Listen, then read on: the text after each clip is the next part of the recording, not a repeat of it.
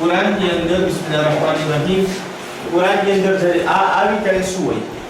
ત્યારે આવે હા તશદીદ હા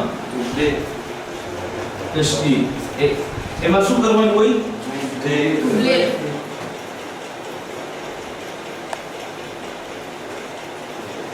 બરાબર છે ને? એમાં ડુપ્લેટ કરવાનું હોય. દાખલા તરીકે શું છે? રબ હા. હવે કુરાનની અંદર તમે જોશો કે જગ્યાવાળા કુલરમાં હોય છે. આ કુલરની અંદર એની અંદર જે છે ઈદગામ હોય છે. ઈદગામ દેખો છો આ પ્રમાણે એમાં ઈદગામ આવે છે. દરેક કુલરના કંઈ ને કંઈક સિગ્નિફિકેશન હોય છે. કલકલા હોય છે, ઈદગામ, ઇકલાબ, ઇઝહાર, એ બધે કુરાનના કાયદા હોય છે. જેના પાસે કુરાન જે છે કુલરની અંદર છે ત્યાં અહીંયા એ લોકોમાં તમે જોશો કે નીચે ઈદગામ લખેલું છે. એ પણ મને લાગે છે મારોમાં છે ને? મારોમાં છે. બરાબર છે. ઈ જે મારોની અંદર છે ને ઈ હંમેશા આ હુરુફ ઈ મારોમાં કોલોની હોય છે. યે, રે, મીમ, લામ, વાવ અને નૂન. ય, ર, મ, લૂન. હા હુરુફે યરમલૂન કહેવામાં આવે છે. યરમલૂનની અંદર જ્યારે પણ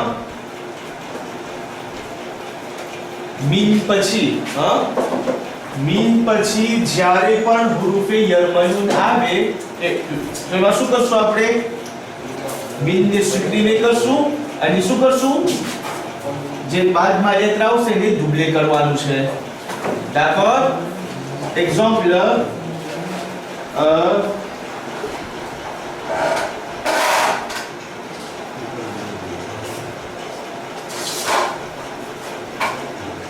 मन यहदी. ओके मन यहदी नहीं पढ़ाई. मन यहदी नहीं पढ़े. શા માટે? કે હુરુફ કયો હુરુફ છે? યરમલૂન માં આવે છે. d'accord? તો શું કરશું? નૂન ને સુક્રીને કરીને અહીંયા તશદીદ નાખશું. ઓકે મય યહદી. इस प्रमाणे अगर जो मीम आवे मीम बादी હોય अगर અહીંયા मीन बादी तो શું કરશું?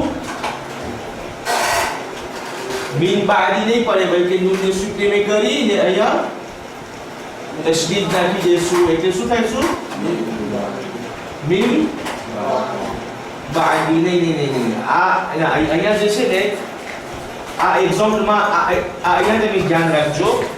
શું કીધું તો આપણે? मीन बादी. અહીંયા મને કોણ સમજાવી શકશે?